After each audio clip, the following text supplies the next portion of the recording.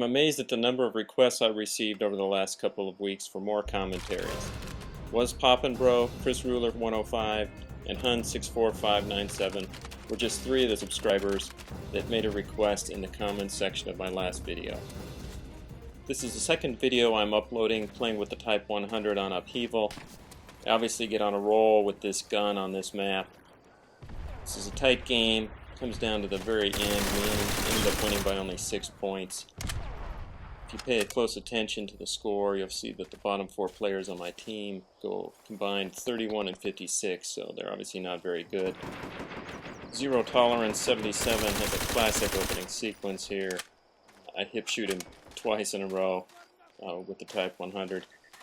You see, you're in close on a firefight with the submachine guns, whether it's the Type 100, the MP40, or the Thompson. Hip firing is definitely the way to go.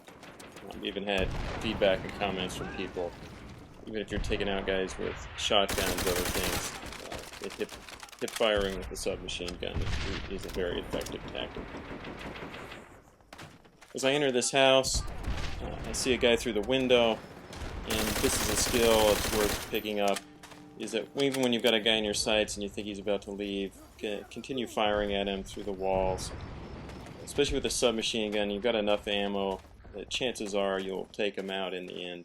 I'm playing a conservative game right now. I want to make sure I get dogs, so I'm hanging back a little bit. I know I've got one guy in this room here. I managed to take him out, and that gives me my artillery strike, which is exactly what I need.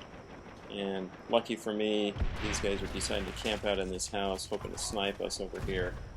Since I'm playing with a Type 100, I'm not about to take on those guys with their bolt-action rifles or sniper rifles, so I'm going to let my artillery do its work. And as you can see, as the rounds start to fall, I managed to take a couple guys out, and that gives me dogs. Now, there are 2 schools of thoughts on dogs.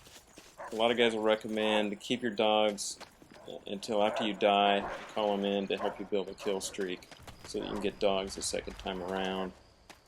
Right now I've been playing a little more aggressively with the dogs, assuming that I want to try to get the highest kill streak I possibly can, and so I call dogs in right away. At this point I know I've got a guy down at the other end of the street with a bar. It sounds like another guy blasting off rounds with a sniper rifle. I took a couple of good looks at him. I couldn't see him down the street, and so again I'm choosing to back off rather than to try to outgun them at distance. So I head back around. Again, you can see I'm sticking to the edges of the map. I don't want to get into a big fight in the middle of the map. It's just too risky for me, guys. I tend to do a little sneaky maneuver right there. And jump up over the wall and take out ET Ben 76 with a headshot. Someone recently asked me why it always seems like I use Bomb Squad for Perk 1, and you're going to see right here, this is the reason why. When I don't use it, I feel like an absolute idiot when my kill streaks come to an end, simply because I happen to walk into a mine. The main exception when I don't want to use Bomb Squad is when I'm playing on a map that has tanks. There I definitely use the satchel charges. Those are obviously the most effective way to take out a tank. This is a funny sequence right here. AVP 69. We both thought he was up above, and the second story turns out he's just sitting down there. And luckily he opens fire and I catch him and manage to take him out. At this point in the match, the other team has decided to camp out down by the railroad cars and on the other side of that little wall. So we end up in a fairly lengthy firefight with these guys. See, I'm just trying to keep moving around, keep weaving back and forth. North Bank Lou here has an epic fail. Shoots at me, wounds me, but then can't manage to finish the job. Lets me know where he is. You can see I'm worried there's somebody up in this room, so I'm going to toss a grenade up here. The last thing you want to do is get taken out from behind, especially if you know that there's a likely spot where somebody's going to be camped out. I watched that sequence more than once. I noticed that as I came around that corner, I was actually aiming a little too far to the left. I could have done a better job. As I come around here, aiming straight down straight alongside the building, and that was the kill by zero tolerance. One of the things to watch out for in Team Deathmatch is to get too overly fixated on fighting guys in one particular position. It's safe to assume that even while you're fighting these guys are dying off. They're spawning in somewhere back behind you on another side of the map. And so every once in a while it's a good idea. Take a look back, go look and see if you can catch other guys coming out, trying to flank you, coming in from either behind you or one of the sides. And obviously there's some guys over on the right, but we still got the majority of this team is still camped out down in those railroad cars. Trying to get a different beat on them from up in the upper story of this house. Get lucky right here. I noticed as the recon plane went over on my mini-map up above that there was somebody in the house, and managed to pull off a knife on him.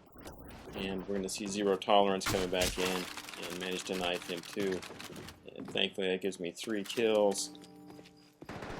The other team is obviously doing a good job of playing together, sitting down on the far end of this map. They've chosen some turf and working hard to protect it. And obviously I'm having a hard time getting in there. They've got a nice spot going, it's well defended. And so that's making it difficult to come in and take them out. Right here, obviously you saw me again, going back, checking my rear, checking my flanks. The mistake I make right there is that I assume that because North Branch Lou was coming from the left, that everybody on the other team was coming from that direction as well. And obviously zero tolerance came at me from the right. You see right now I'm sitting forever trying to decide what I want to do with my artillery strike. I wait so long that I miss out on that, and my teammate calls in a strike here far into the map.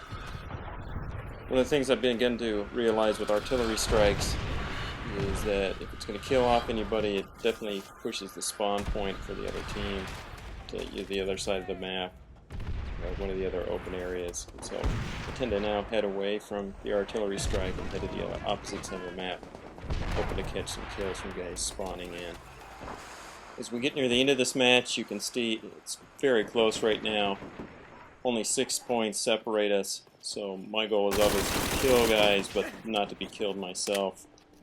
So I'm going to play it very safe, see what I can do to take out the last couple guys. As you call in my artillery, try my maneuver one more time right there off the wall. It doesn't work for me. Unfortunately for me, I get gassed, and that's going to put me pretty much out of commission as I hide in this hole. And thankfully, the second place player on my team manages to get the final win, or final kill, and we get the win. Like I said, it was a pretty close game. Got to get to see the Type 100 in action. Once again, thanks for watching. Thanks for subscribing.